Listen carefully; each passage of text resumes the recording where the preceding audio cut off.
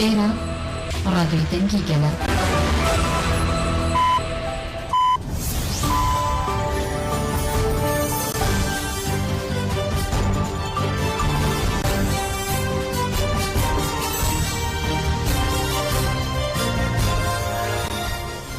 شنوندگان چین رادیو دنگ گلدن باشکودارن هجا ایرو 13 ایلون 2024 این ایلی بروکسل سال 13 لامده 14 منو چین و روژه پیشکش بکن نپیشی چند سر نو چین ما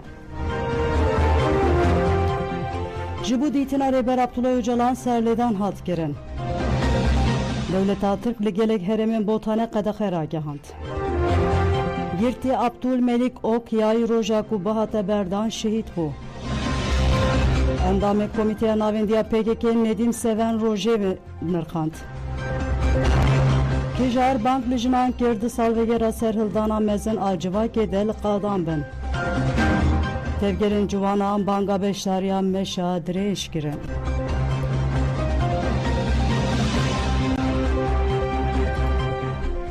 دوباره دم واشکودارین هجام دست به برفریان و چین خودیکن جبودیتنا ریبر اپو سرلیدان هات کرن مالبات ریبر عبدالله öcalan و مالباتن گرتیندن یعنی ایمرالیه بریا پاریزرین خود سرلی سردوزگری کمریا بورسای و مدیریت گرتیکا ایمرالیه‌دان او دا خواست کرن کو بچن گراوه او بخزمن خوره هفدیتنه بکه برای ریبر اپو محمد öcalan و واسی و مظلوم دینچ سرلیدان خود دیار کر کو چلو دو مهم بتاوای آگاهیان خزمن خو ناگرن و اودنا و فکارن مزندن de hemen demede Huşka Ömer Hayri Konar, Emine Konar, Birayı Hamili Yıldırım, Polat Yıldırım, u Huşka Veysi Aktaş, Melihe Çetin Jibriya Parizeren Xoy Serli Serdozgeriye Komariya Bursa'yı, u müdüriyeta girdiga İmraliye'dan u da xwaskerin ku biçin gravi u bi xizmen xwere hevdîtine bikin. Malbatan got ku mafê wan yên hevdîtina bi xizmen wan re bawayekê dervê qanûnî tê asten kirin.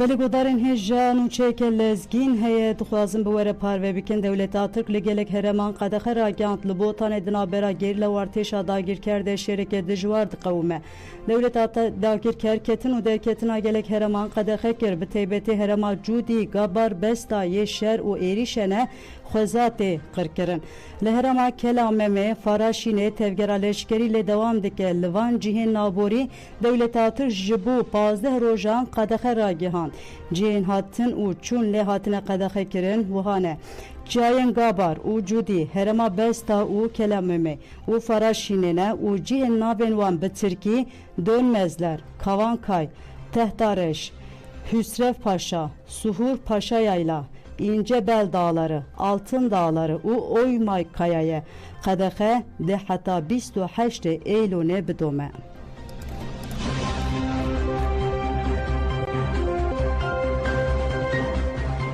Siyasetmedar Abdülmelik Okyay Roja ku bahata berdan şehit bu. Siyasetmedar Kurt Abdülmelik Okyay heftu yek salili girdiga Erzurum'e tipahe dahate girten jiber kriza dil rakir bu nekhoşhane Erzurum'e şehit bu.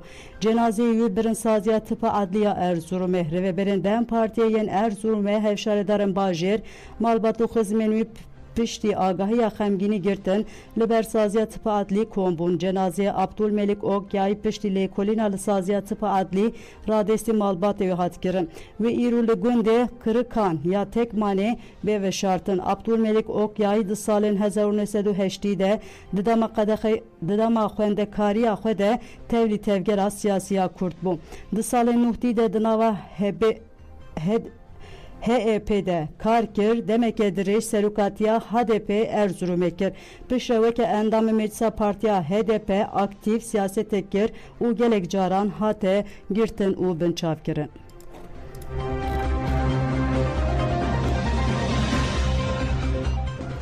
Endamı komiteye navendiya PKK Nedim Seven tekildari pergala kırkırın u işkence ya İmrali tekoşuna lidici ve xiyalete PDK u Barzanyan alıdoza azadiya Kurdistan u gelek mijaren de anefere akvi Nedim Seven des şankir ku destxistina azadiya fizikiya rebera po erka serekeya civakeye tekildari xıyanete PDK u Barzanyan ji ev bankirdi ve herkes lidici ve xıyanete xwedî helwest be. دام تکوشینا Rêberapo a pêncî du sale bênavber di meşînem silav dikin. Belê berxwedana seroketiyê xwedan derkeftina gelê Kurdistanê, dostên şoreşa Kurdistanê, fedayên pêşengên gerîlayê Kurdistanê armanca xesas jî fîzîkî azadkirina rêberapo ji bo me her tiştî bide milekê, her tiştî bidin milekê fîzîkî ewleyî tendursiya rêberapo tendursiya me hemiyan e. Yani ya kadroyu militanî PKK ya gelê Kurdistanê ya gelên dostên azadî xas ji ev erket keve ser pêşengên civakê hemî helbette ewlî PKK ku em weke rexnedayînê jî hevalîtiya kêm derbas bikin bibên hevalên rêberapoyên rast û rastteqînê ku hevalîtî dikin em vê pêngava 2023 dehê cotmehê dest pê kirî salvegera nû da daha berfirehî aliyê civakî, aliyê ramanî, aliyê medî yani dibêjin ya kêr giştî hestû sekin jêra nabe eger wijdan aliyê zihînî, aliyê zanistî û aliyê çalakî wek teqandinekê çêneke yani derfetên rêberapoyê ku pergala konkurs qirker mêtinger da ya İmralî neşkandin şer yasayên nevnetevî jî her avahî êrişan çek û bêçek dikuje. Cana dibêjin evê he sivîl e evê he nesivîl e. Rojilata navîn Kurdistanê de sivîl nesivîl hene. Yani herkes tê kuştin. Yani wî çaxê gerîlayê Kurdistanê kuştina wî meşrû ye. Ev pir pênasekê xelet e. Mesela cêkî weke sistema bahdînan soran da aşiretên pir welat parêz hene. Çima rolê xwe naleyzin? Cana hevalên me jî hina behs kirin. Mesela bêjin nêrwerî ne, berwerî ne, rêkarî ne, sûrçî ne, zêbarî ne, giloyî ne, şêxbizinî ne, mintiqa soran, cafin û gelekî me dikare hemiya bijimêre. Avane pergala xwe ya civakî heye. Wek civakî xwe dîrokî parastî ne. Erf û adetên xwe ve teqayûtên xwe ve ji bo civaksaziyê hemberê netewdewletê parastina civakê kirîne. Çima nikarbin rolê xwe bilêzin? Sebebê xwe çi ye? Welatparêzî wan danîne? Heye. Lê ev lazim e hişyar bin. Mala Barzanî xizmet da wan nake. Mala Barzanî çawa şerê biradosta kiriye, şerê zêbariya kiriye, şerê rêkaniya kiriye, niha jî hizbî şerê çawa yenekê PKK navê yenekê PKK şerê helwestê xwe mirov misûger bike. Kes nabêje were çek û rext sîlah rakî hema hücumê bike. Tiştekî wisa kesê neaniye ziman. Amana cîranê te, dora te, malbatê te, axate tê dagir kirin. Çapên jandarmên pîsik têne ser Putinê xwe danine ser axate di çawa qebûl dike yani. Kerkûk te teslîmê radestê desthilata kiriye di çavê qebûl dike. Ev ne Kurdistanê bûne. Ji bo dijî Kurdistanê çi lazim da mala Barzanî Hüseyin Küçük Balaban Got Abdullah Öcalan muhatabê herwa tedariye pirsgirêka sed salî. Hevserûka giştiyê îhade Hüseyin Küçük Balaban têçdalê İmralî û encamên wê nirxand û got çil mehen ji bo biçin İmraliyê gelek serlêdan kirine lê bersiveke erênî hatiye dayîn. Devlet û desthilatdarî mekanîzmeyên ku jê berpirsyarên esas nagire. Ji ber vê jî dengê xwediyên xelata nûbeleyê bilind dibe û divê ev bertek li her derê bêde ve bidengeke bilind were nîşandan. Küçük Balaban got ku sistema infazê be alîbûn û serxwebûnê darazê adalet û wekevî ji holê rakiriye. Devlet û desthilatdariya Tirkiye muxatabê biryarên dadgeha mafê mirvan Awropa û welatek jî Konseya Awropayê mecbûr e biryarên dememe û mafê hêviyê bike pratikê de. Ev maf ne tenê ji bo Birêz Abdullah Öcalan û hevalên wî ji bo doza Gezî, Selahattin Demirtaş û herwiha Osman Kavala'ya lê Tirkiye suç dike. Küçük Balaban dest şankir ku di dîroka komarê de aktoreke û di çareseriya pirsgirêka Kurd de gavên herî nêzik ji bo aştiya avêtiye Rêber Abdullah Öcalan e. Pêvajoya çareseriyê jî ji aliyê desthilatdarî û dewletê ve hat birê ve birin lê îro rewş veguheriye ku kesên li Kûçeyan bi Kurdî daaxivin têne kuştin. Divê herkes di dijî tecîtê dengê xwe bilind bike. Pirsgirêka tecîtê û pirsgirêka Kurd tenê pirsgirêka Kurdan nîne. Pirsgirêka aştiya li welêt pêwîst e hevdîtina bi Birêz Öcalan re pêk were hevdîtina wî bi malbat û parêzeran re pêk were û deriyê çarêserkirina meseleya Kurd pêvekirin. Ev gaveke geleke girîng e û ji bo wê jî dibe muxalefet û herkes dengê xwe bilind bike.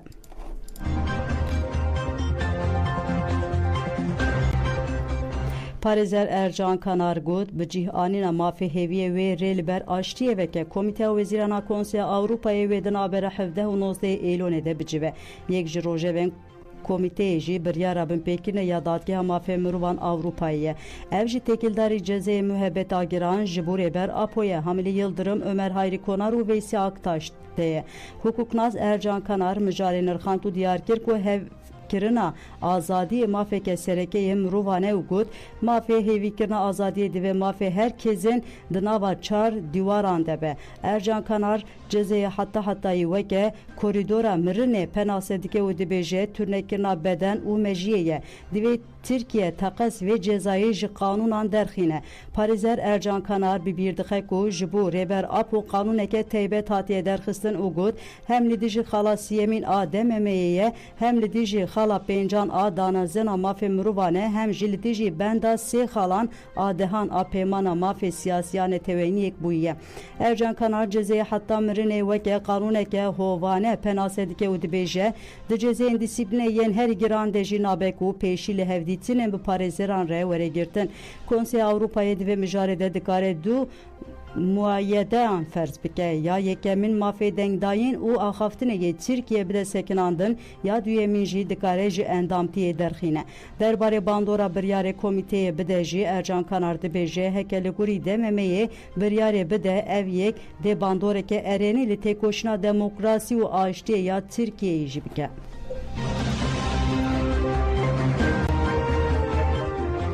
Li Bakur û Rûşatê Sûriyê Akademiya Zanistên Civakî Abdullah Öcalan komên xwendinê ava kirine. Komên xwendinê beşa pirsgirêka civakê ya bajarbûnê ya sosyolojiya azadiye ya rêber Apo daxive.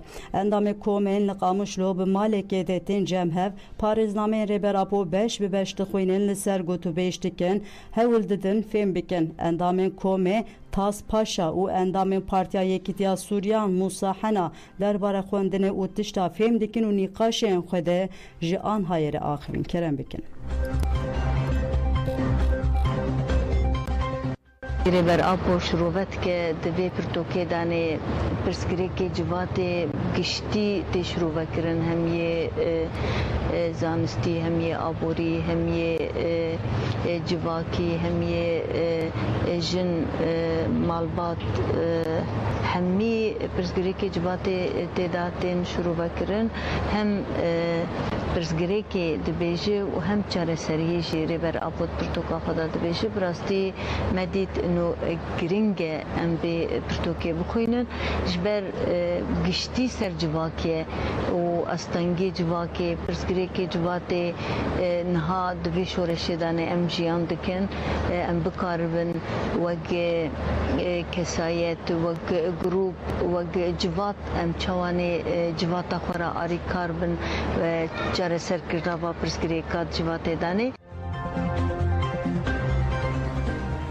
Tevgerên ciwanan banga beşdariya meşa dirêj kirin. Meşa dirêj a ciwanan 15 Îlonê li bajarê Bielefeldê dest pê dike bi tevlîbûna ciwanên internasyonalîst û heya 20 Îlonê li bajarê Dîsburgê bimeşin. Ji bo beşdariya meşê ciwanên Kurd ên li Berlînê dijîn bang kirin. Ciwanan qala pergala îşkence û qirkirinê kirin û gotin Dewleta Tirk bi îşkenceya li İmraliyê re dixwaze gelê Kurd bê nefes bihêle. Dewleta Tirk bi alîkariya hêzên komploger hewl dide konsepta xwe ya qirkirinê bibe serî. İşkenceya ku niha li İmralê tê kirin êdî hemû kesên daxwaza azadî û demokrasiyê dikin dide ber xwe. Êdî dem hatiye ku em dawî li vê pergalê bînin azadiya rêberê xwe mîsoger bikin. Lazim e li dijî şerê qirkirinê gelê Kurd li her qadê di çarçoya pêngava ji rêber raporê azadî de xwedîlê hebûna xwe derbikevin. Ciwanên Berlînê herî dawî bang kirin û gotin em ji bo xwedî derketina li hebûna xwe amade ne û tu jî amade bî.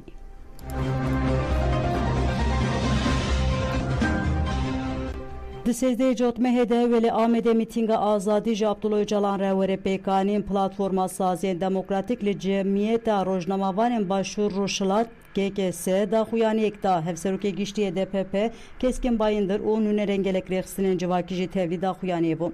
Di daxuyaniya bi zimanê Kurdî û Tirkî hate xwendin de hat gotin ku piştî 44 salan faşîzma derbeya leşkeriya 12 Eylûna 1980 de dewam dike. Faşîzma AKP, MHP û mîratiya 12 Eylûnê êrişên berfirê yên turnekirina Kurdan bi hemû hêza xwe didomîne. Li Tirkiye ne tenê Kurd her civak daxwazan naskirina nasnamaya xwe dikin. Sîstema yek zilamî faşîzme û bêhnê li civakan diçikîne muxalefetê pêdeng dike digire di avêje zindanan. Tecîta mutlak ya li ser rêber Abdullah Öcalan jî kiriye bingeha siyaseta şerê qirêj. Gelên li Tirkiye birçî û lawaz kirine û hemû mafên demokratîk û adalê ji holê rakirine.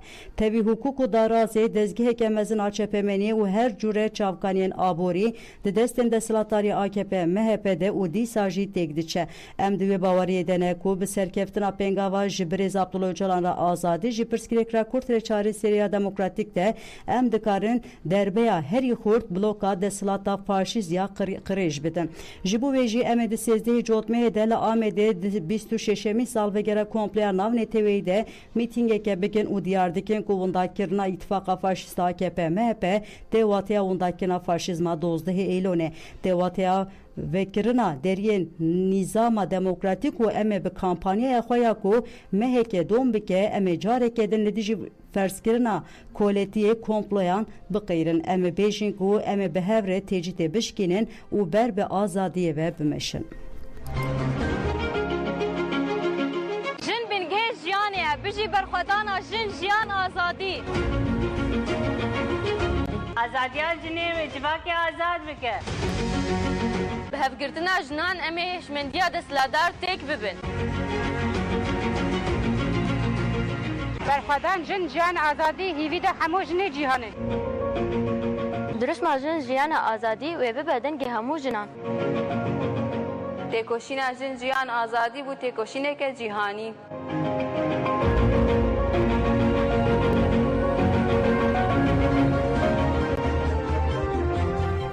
Kijardı salvegera serhildana mezin a civakê de bank li jinan kir komeleya jinên azadên Rûşatê Kurdistanê bu boniya duyemîn salvegera qetilkirina jina Kurd jina Emînî û serhildana jin jiyan azadî daxuyanek nivîskî parve kir.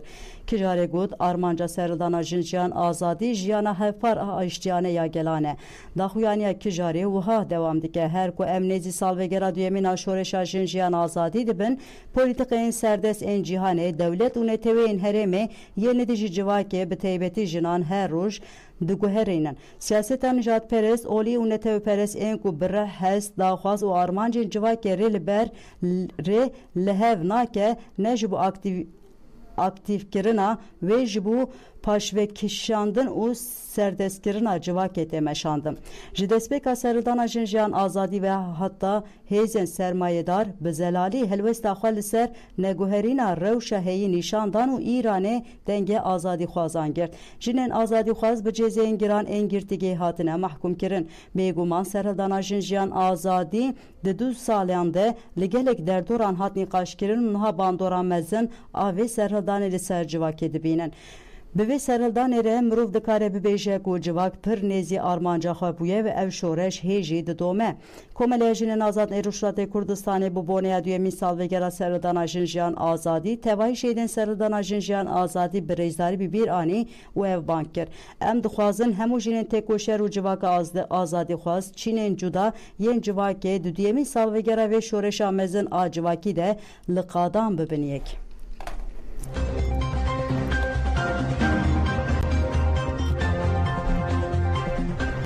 Akademisyen Meryem Negin got agirê azadiyê ku hat pêxistin her ku diçe geş dibe. Meryem Negin derbarê çalakên jin jiyan azadî de ji ajansa Anefer Axivî got berxwedana jin jiyan azadî agirê azadiyê jinê geş kiriye û nasnameya jinê jî da qebûl kirin. Ev çanda berxwedanê bi saya rêber Abdullah Öcalan derkete holê û bû bingeha îradeya jinan. Di encama van berxwedanê de rejima Îranê jî mecbûr bû îradeya jinê qebûl bike. Meryem Negin got ku çalakya jin jiyan azadî gelên li Îranê aniya cem hev û got jinan pêşengiya vê hevgirtine kir de encamê de mêr neçarman ku piştgiriyê bidin jinan. Duruşma jin jiyan azadî felsefeya jiyana azad a rêber Abdullah Öcalan bi vê armancê ve gote bikaranên cihê vê duruşmeyê jî Kurdistan e. Rêber Abdullah Öcalan jî daxwaza xwe ya serxwebûnê bi van gotinan anî ziman ji bo jinan felsefeyeke nû pêşxistiye. Rêbera Pol ji bo ronîkirina dîroka jinan ya di tarîtiyê de maya agir pêxiz. Jinên Kurd jî bi têkoşîn û çalakiyên xwe vî agirê geş û gor kirin. Yanî her axaftin û analîzê Rêber Apo bandor li tevaya erdnigariyan kiriye û li cîhanê belav bûye.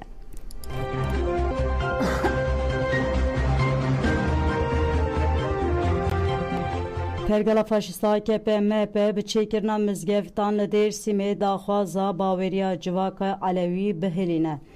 Li taxa Atatürka Dêrsimê dibistaneke bi navê Münir heye ku 300 xwendekar lê perwerde dibînin. Li ser xwesteka müftiyaya bajêr bi hinceta dikeve arseyê mizgeftê baxçeyê dibistanê hate teng kirin. Malbat û perwerdekar bi hinceta qedexe civakî teng dike nerazîbûn nîşandan. Parlamentera Dem Partiya Dêrsimê Ayten Kurdu derbarê mijarê de axivî diyar kir ku ne tesadüfe mizgeftan li keleka dibistanan û mala cemê ava dikin. Ev nêzîkatiyeke siyasî ye û got ev zihniyet parçeyek ji wê hişmendiyê ye ku bi ısrar li bajarê me bi polîtikaya asimilasyonê bir û jiyan Sunî li ser baweriya me ferz dikin. Ayten Kurdu müfredeta modela maarîf a 100 salê ya AKP ku îsal xistiye meriyetê weke müfredeta ji bo avakirina îdeolojiya asimilasyonê penasê kir. Wê got ev nêzîkatiyê nîşaneya herî şemberê ku li hemberî bawerî û pêkhatiya sosyolojîk a Dêrsimê polîtikayeke çawa tê meşandin. Divê bi hesasiyet û daxwazên xebatkarên perwerdehiyê û civakere ev nêzîkatiyên cudakar û marjinal bên rawestandin. Em ê li gel civak û saziyên xwe vê mijarê ji nêz ve bişopînin.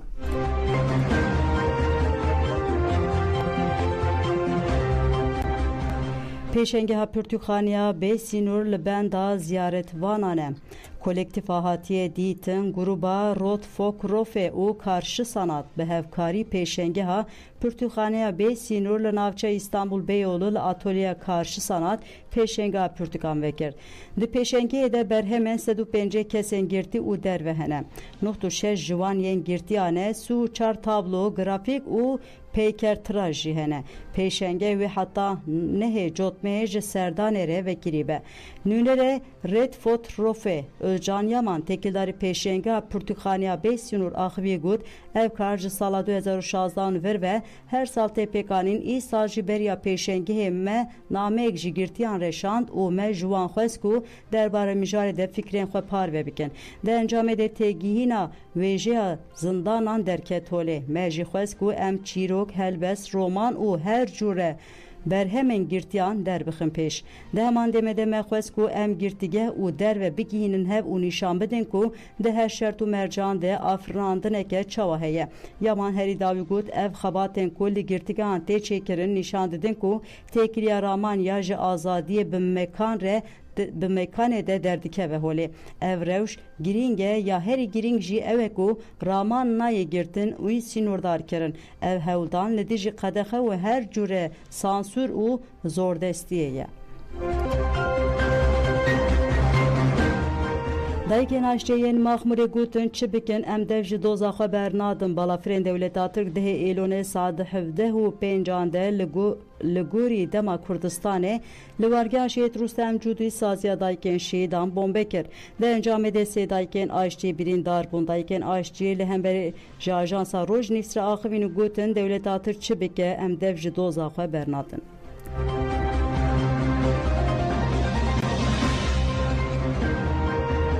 میپنه برن همین رزیلی نیش بر ترکا روینه خاطنه بر غزبا مسعود جی به جه گفت که طیاراتی نسترمه او عربین شریکی که قمپا مخمیرا تو بارانت کن حقی هول منینه امش ده دعوا خوانا بردی والله امش ده دعوا خوانا بردی ام گرتی نکومه ام کشتی نکومه ام خلاص نابی ام پرد خلاص نابی بلا نمیشه یه خلاص بد خدا حتی چیچرگه مجر رو بامل با دعوا خوادی چه دیدینو میشه خود اولی پیچ نبی که گوی من دعوا خانه بخور كذا زورو كما قطع يعني ام نكرين حزور منين ام بلا خدا بين يعني چه حقي في ظالمه تركول ما هي في نحقيه الماد كي واسيه ها دين سرسر ما بيرق عراق جنوف ماده يعني عراق جي منو باريزي حكمت عراق جي بو برجواندي خا ما دهله ولا فر بين ازمانه ما اف نو بيجي مثلا اف اخو من اف عرض من شو عراق دهله ولا فر تركو بين فيدي يعني قالكي مرو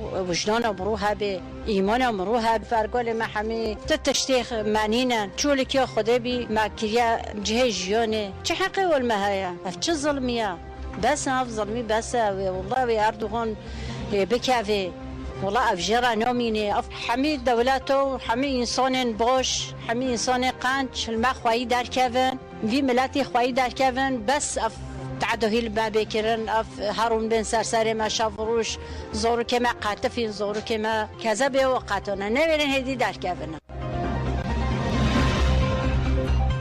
مجلس شارداری شمرخی بریاردک و ناوی پارک جیانه یا نارینه لپارک که باجیر بکه شارداری شمرخی جیوین آخوی آسیا ماه ایلون لدار خست جیوین ده بریار حتاین ناوی نارین گران 8 سالی یا لآمد هاتی کشتن لپارک که بکه مجلس بریاردا ناوی پارک جیانه یا نارینه لپارک دناوا گل ده وک کافه باخچه تناس کرن بریار به یک دنگی هاته گرتن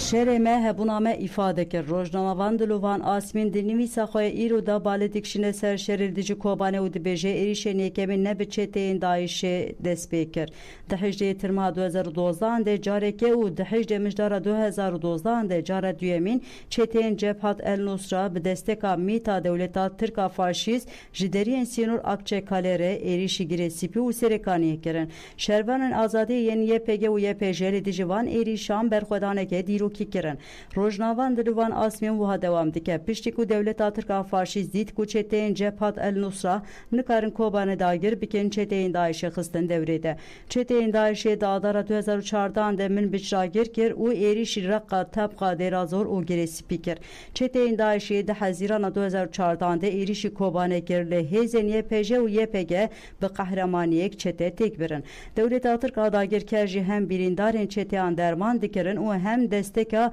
لوستیک ددان چتیان پشتی کو چتین داعش دیتن او تک دچن د 12 ایران ده بچکن کیمیوی ایریشی گونده عود کوکرن سه شهروان یپگ جی شهید بون ل شهروان یپگ و یپج گل کوبانه به همو هزو باوریا خالدی جی هویتیا چتیان شهر کرن او کوبانه پاراستن لسر بانگا ریبر اپو گریلاین آزادیا کردستان ین هپگ و یش آستاره او جوانن کو جوات جقادن جداین جقادن جدان بر خودان کوبانه گل کرد لباکور کردستان سینور روجاوا گرتن و نهشتن چتین داعش جور درباسی کوبانه ببن اردوان فاشیست داخافتنا خود گوت کوبانه ها کت ها و بکوه لی شهروان آزادی جوانین کرد به دستکا گل کرد و گلن جیهان کوبانه نکت و وک سرکفتنک دیروکوی بو بنگی ها آواکرنا شورشا روجاوا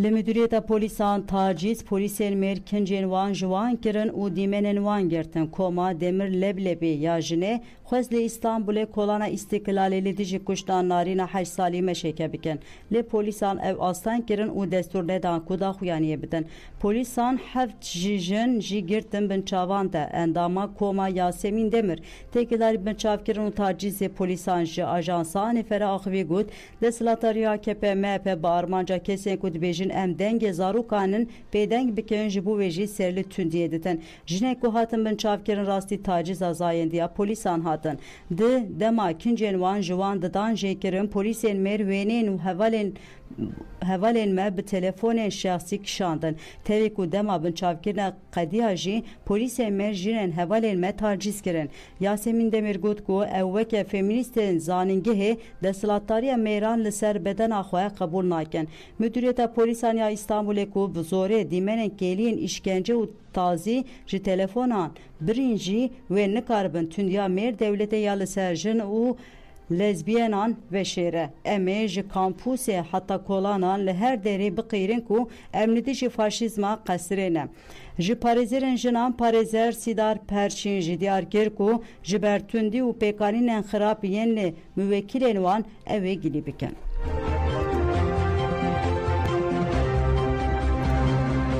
Lejneya Giştî Netewên Yekbûyî ji bo dagirkirina İsraîlya Filîstînê wê di 17 Êlonê de bicive. Dîwana Adaletê ya Nav Netewê piştî nirxandina dagirkeriya İsraîlî Filîstînê ji sala 1967 ve di tirma îsal de gotibû mayîna İsraîlê li ser axa Filîstînê derg ve qanûnê ye. Pêrê jî biryar dabû gotibû lazim e İsraîl demek ji yadin zûtir ji xaka Filîstînê vekişe. Lejneya Giştî Netewên Yekbûyî divê civînê de biryara tirmihê ve binirxîne. Welatên Ereb jî ji lijneyê xwestibûn roja sêşemê yan jî çarşemê ji nû ve li hev kom bibin. Di pêşnomeya dawîn de tê xwestin İsraîl derhalê dawiyê li hebûna xwe ya dervê qanûn ya li ser xaka Filîstînê bîne û di navbera 12 mehan jê vekişiye û xaka Filîstîniyan li wan vegerîne. Pêşnûma her wiha daxwaz dike ku İsraîl niştewarê nû çêneke û ji bo ziranên manevî û maddî yên li Filîstînan kirine tazîminatê bidewam. İsraîlê de encama şerê Ereb û İsraîlê ya sala 1967 şeriyaya Rojava xeta Xezayê Sîneya Misirê û girên Golanê yê Sûriyê bi dest xistibû.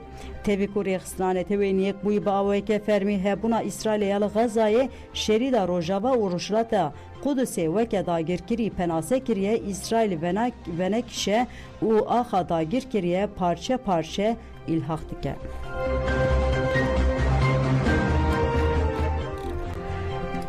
Belê godanin ji em hatin dawiya nûçeyên xwe li ber yê ku em xilas bikin em dixwazin nûçe lezgîn dubare ji bo we parve bikin. Dewleta Tirk li gelek hereman qedexe ragihandiye.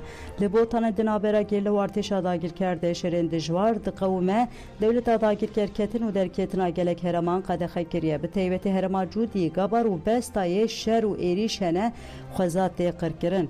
Li herema Kelameme Feraşînê tevgera leşkerî le dewam dike. Li van cihên naborî dewleta Tirk ji bo 15 rojan qedexe ragihandiye. Cihên hatin û çûn lê hatine qedexekirin wiha ye. Çayên Gabar û Cûdî, herema Besta û Kelameme û Feraşînê ne û cihên navên wan bi Tirkî, Dönmezler, Kavankay, Tahtareş, Hüsrev Paşa, Suhur Paşa Yayla, İnce Bel Dağları, Altın Dağları û Oyma Kaya'ye. Qedexe ve hatta 28 Eylûnê bidome. Belem hatin dawiya nûçeyên xwe ji bo godarkirina we spas den baş.